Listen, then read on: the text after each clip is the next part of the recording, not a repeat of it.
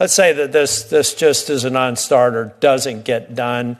The 800-pound gorilla is China. Tell me what the future looks like and what we stand to lose if we just allow ourselves to fall into second or third place as an innovation economy.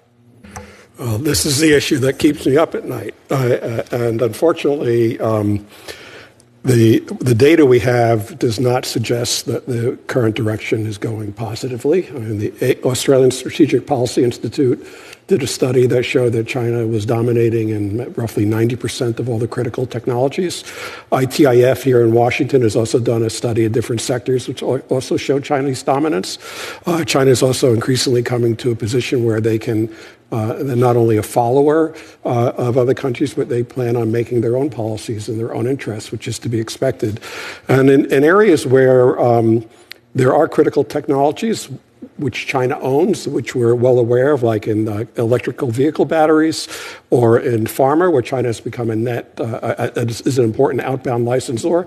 They've also taken positions that they're not going to share their technology. China is not going to replace the U.S.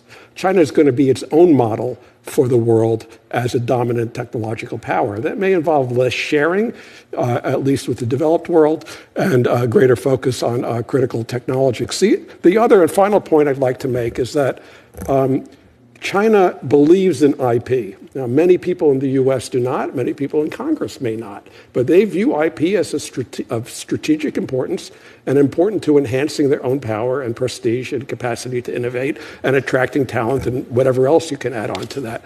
And they've taken steps to aggressively improve their system in their own interest. After all, they're a socialist economy. So they're trying to leverage that in their own interests of strategically advancing and becoming a technological superpower.